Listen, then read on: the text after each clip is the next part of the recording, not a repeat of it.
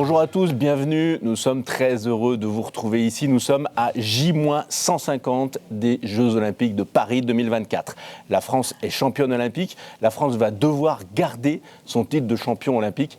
Ça va être très compliqué puisque le capitaine de sa retraite, Michael Guigou, ne sera plus au JO de Paris 2024. Donc ça va être très compliqué pour être à nouveau champion olympique. Salut Mika. Salut.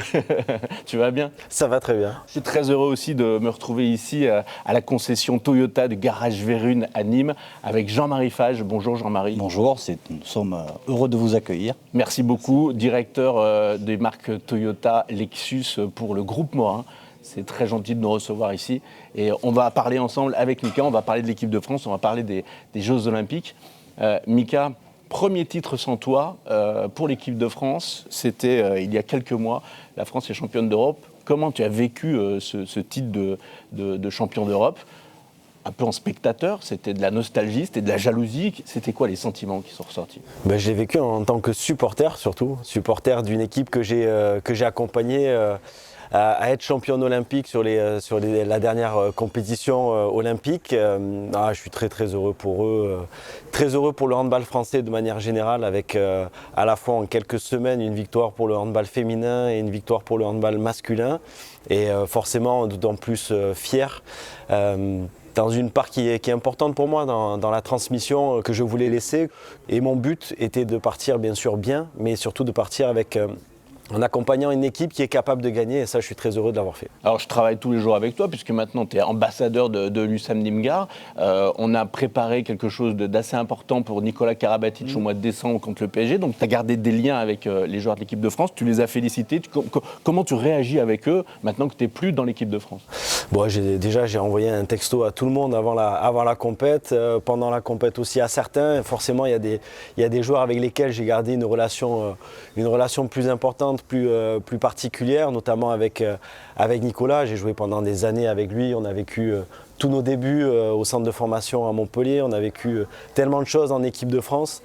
Et puis on a vécu aussi un dernier titre ensemble, et moi j'ai surtout envie qu'il termine sa carrière comme moi je l'ai terminé, c'est-à-dire en prenant du plaisir, parce qu'une carrière c'est beau, c'est long, mais bien partir, bien finir, c'est aussi quelque chose d'important, et ça, qu'il puisse terminer en tout cas de manière sereine. Voilà, maintenant il a gagné un titre de plus, il va partir vers les JO avec peut-être un peu moins de stress, avec plus d'enthousiasme, complètement tourné vers ce dernier objectif, sans parler de tous les objectifs qu'il peut avoir avec Paris, et puis qu'il accompagne lui aussi cette jeune équipe, parce qu'il y a quand même beaucoup de jeunes joueurs, des anciens comme Elohim Prandi aussi de l'USAM qui ont plus que marqué la compétition avec ce coup franc direct contre la Suède en demi-finale qui libère les Français vers un nouveau titre. Donc non, moi c'est une équipe et des joueurs dont je suis proche aussi de Guillaume Gilles, Éric Maté, voilà, le staff aussi, on a vécu tellement de choses aussi. J'étais le capitaine d'un sélectionneur qui est arrivé, donc j'étais le premier capitaine de Guillaume Gilles, donc pour moi c'est des choses qui me touchent, des choses auxquelles on essaie de suivre de loin, d'accompagner de loin, mais c'est eux qui font le travail maintenant et qui le font bien. Tu nous as amené tes médailles, on les voit ici, vous avez vu Jean-Marie, dans la concession Toyota, il y a quand même 3 médailles d'or olympiques, une médaille d'argent, c'est Pékin, Londres, Tokyo pour l'or et Rio en argent, hein, c'est ça, je ne me trompe pas? C'est ça. C'est laquelle tu as préférée et pourquoi? C'est compliqué comme question. Elles ont toute une histoire, elles ont toute une saveur forcément différente. Londres 2012 arrive au moment où on est en train de dominer complètement le handball mondial. Ça vient couronner un 5e ou un 6e titre en quasiment autant d'années. Entouré et accompagné de tellement de Français. Il y a ma famille, mes amis qui étaient présents aussi, ce qui n'était pas le cas à Tokyo, à Pékin forcément, et même à Rio, c'était plus loin, plus compliqué. Donc celle-là, elle a été vraiment dans le partage, et dans un moment où on a été vraiment sur le toit du monde avec l'équipe de France, donc c'est un souvenir inoubliable. Rio, médaille d'argent qui a fait mal aux têtes, mais une médaille qui nous a certainement servi pour aller chercher un titre mondial en France quelques mois après, en 2017. Donc c'est aussi des fois des défaites, des moments qui sont durs mais qui servent pour une équipe, pour se remobiliser vers un autre objectif. Et quel objectif plus important qu'un mondial en France. Donc forcément c'est quelque chose, voilà, je sais qu'elle est là, mais je sais qu'il y a aussi une petite médaille 2017 de mondial en France qui est derrière. Et puis forcément la dernière, elle est très importante par rapport à ce que je disais tout à l'heure, par rapport à une carrière. Une carrière, c'est beau parce qu'il y a les moments qu'on vit en tant que jeune, avec l'enthousiasme, je sais que j'ai accompagné l'équipe de manière globale, à la fois sur le terrain et en dehors. Donc ça, pour moi, c'est une vraie fierté. Et puis partir sur un titre olympique, il y a pire. Justement, là, par rapport au JO de 2024, alors Toyota est très présent puisqu'on est le partenaire principal des JO. Mondial. Exactement. L'équipe de France handball est très performante, a des joueurs fabuleux, ça c'est une certitude, mais pour être champion olympique, il faut autre chose. C'est quoi? C'est l'esprit d'équipe, c'est vraiment avoir des liens très très forts, avoir un entraîneur, je dirais, très emblématique. Quel est le secret? Ouais, je pense que c'est un peu comme chez vous, hein. C'est un ensemble de choses qui font qu'on peut arriver à se dépasser, à se sublimer, à tirer le meilleur de chacun. Donc je crois que dans un sport collectif, seul, on n'arrive pas forcément très loin, et de se servir aussi à la fois de son expérience individuelle et de son expérience collective. Et je crois que par rapport à ce qu'ont vécu l'équipe de France de handball là récemment, parce que quand même avant le titre européen qu'ils viennent de gagner, après les Jeux Olympiques, sortaient de 2 défaites en compétition, dont une lourde défaite contre le Danemark en finale.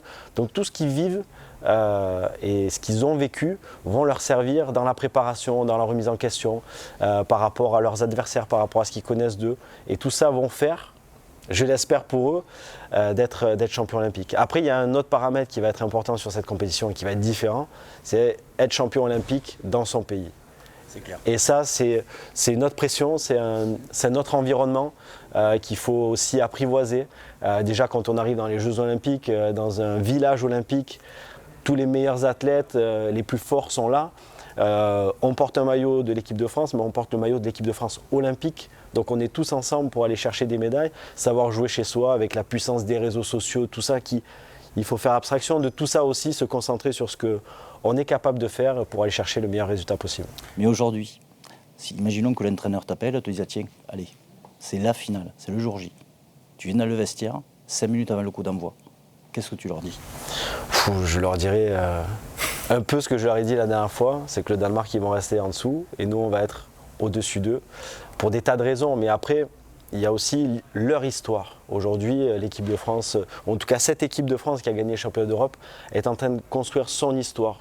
Aujourd'hui, c'est Luka Karabatic, le capitaine, et c'est lui, pour moi, qui sera le mieux placé pour savoir les mots qu'il faudra dire à ce groupe, parce qu'ils sont au quotidien ensemble. Il y a des moments où, à la fois collectivement, ils ont été touchés, ou individuellement, il y a des joueurs qui ont été touchés et qui ont réussi à revenir. Je crois que c'est leur histoire, et pour moi, il n'y a pas meilleure personne, ou en tout cas capitaine, que Luka Karabatic pour aller leur expliquer, pour aller trouver les mots. Moi, en tant qu'ancien, bien sûr, j'ai vécu tellement de choses, mais je crois qu'il y a aussi ce qu'on vit au quotidien qui vont les amener à trouver les mots et aller se porter pour tirer le meilleur de chacun. Tout à l'heure, tu nous disais que c'était différent puisqu'on était en France cette année JO Paris 2024.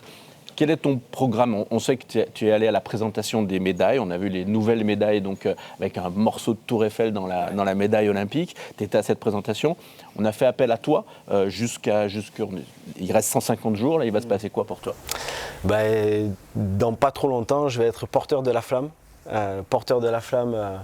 Dans le Vaucluse. Je vais porter la flamme dans ma ville natale, à Apt. Mais je suis tellement heureux de pouvoir vivre ce moment-là dans le Vaucluse, dans mon pays. Ouais, mais je ne l'ai pas en tête. Bon, promis, on vous tiendra au courant. Jean-Marie, merci beaucoup de nous avoir accueillis ici à Toyota Garage Vérune à Nîmes. Mika, à très bientôt. Là, on est à J-150 des Jeux Olympiques. C'est pas impossible qu'on se retrouve à J-100, à J-50, avec toujours Mickaël Guigou, notre champion olympique, 3 médailles d'or, une médaille d'argent. T'as pas de médaille de bronze? Non, c'est comme ça. Écoute, c'est déjà pas mal. Merci beaucoup, à très vite. Bon, merci beaucoup. C'était très bien.